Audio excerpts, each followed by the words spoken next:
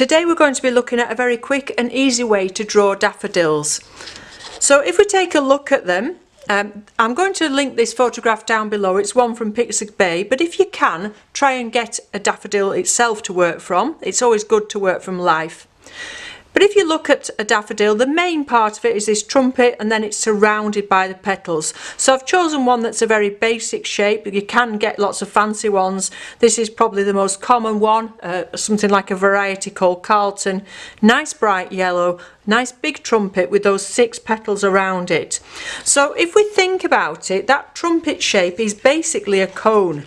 So I've got a piece of square paper here, and I'm just going to make a cone out of that. You just fold that up very quickly and quite crudely. Just get a tiny bit of sellotape. Okay, so we've got a cone made out of a square piece of paper, and then if we just cut across the top and we cut the bottom off, that is basically that trumpet shape of the centre of the daffodil. And if you look at that, what we've got in effect is 2 circles. We've got a circle there, turn it over, and we've got another circle there. So that's what we need to be drawing. And obviously they're going to be at different angles. We've got one facing us, we've got one slightly away from us, and that kind of gives you, an idea of what you're going to be drawing the shape.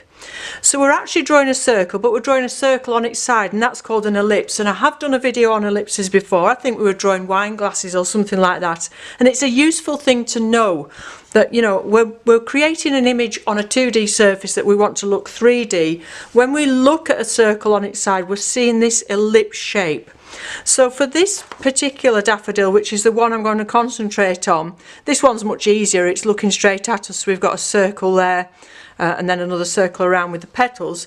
This one, we have the 2 circles here, and they're on an angle. So let's have a look at how we do that.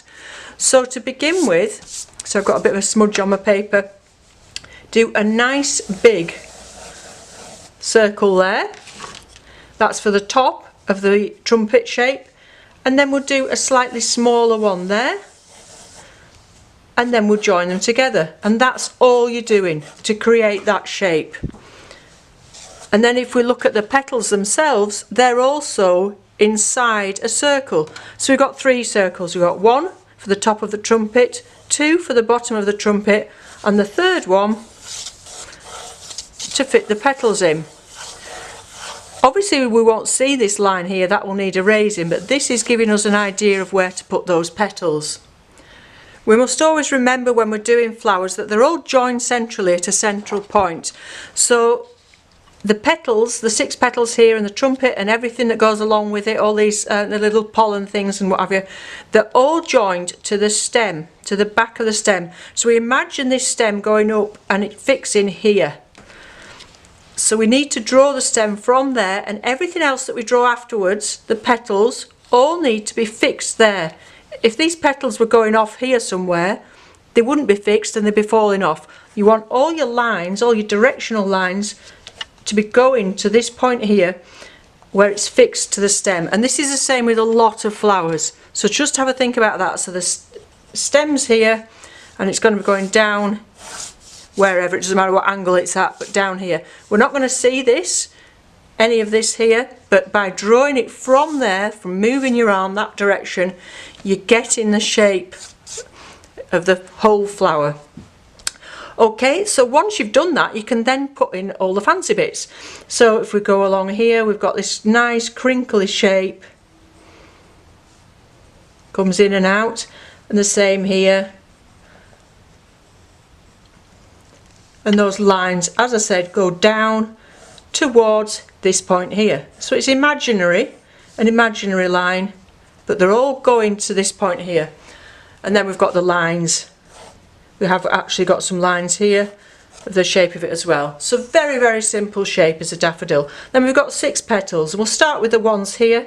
See how it's attached and go right out to the edge of the circle and back again. It's actually folded over here a little bit, so we can do 2 lines there. And the same at the other side, and look at where they are overlapping. Look at which petal is on top and which is underneath. Make them a little bit curly, give them a bit of character. This one's coming towards us, nicely towards us, and we're seeing this kind of shape because we've got the underside of the petal showing there. This isn't going to be here. Okay, so we've got 3 there. The 4th one we've got goes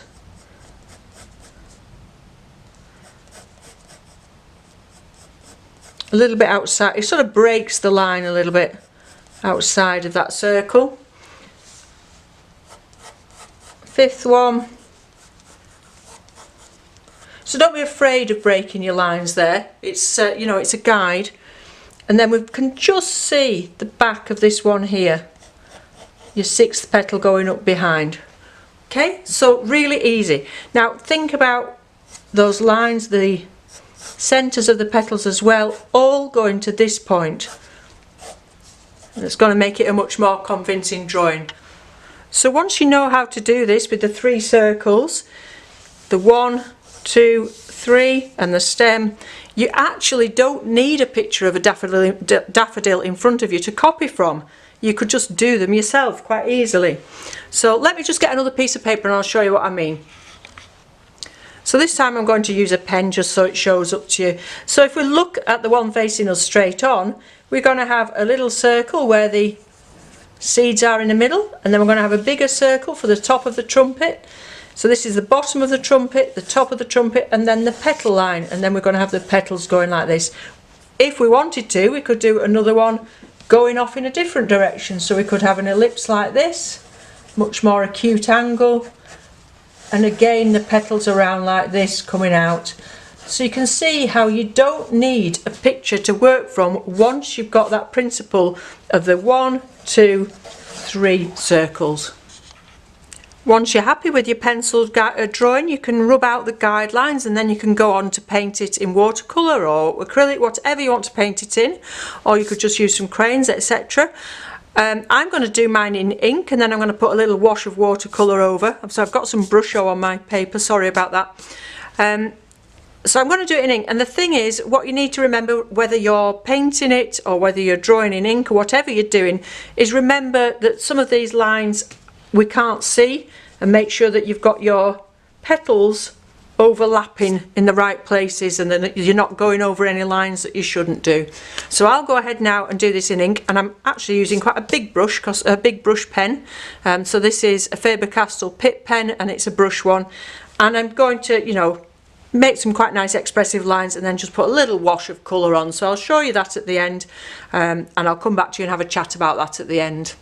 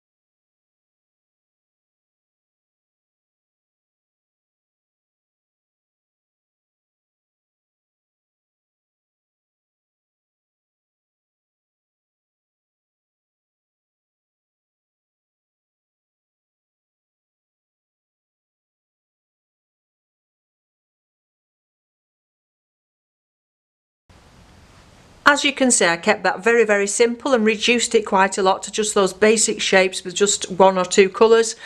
You could use this simple principle of the drawing of the 3 circles to get the shapes of your daffodils. You could have them going in all different directions. You could do a big bunch of them with the stalks and the leaves as well. And you could really build that up and put lots of detail in that, get all those lines in the petals, etc.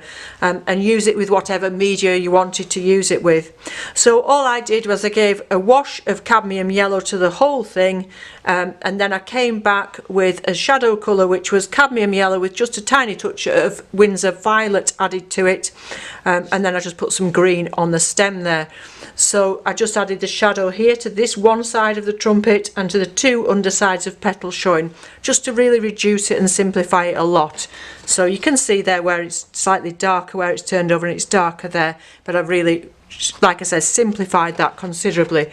So yeah, you could, once you've done this, you've got this technique of drawing them, you don't even need a daffodil in front of you, just have a bit of fun with it, adding all these lovely bright spring colours. Okay, so I hope you found that useful. I'll be back again soon with another tutorial or demonstration. In the meantime, enjoy your painting and drawing, and bye for now. Thanks for watching.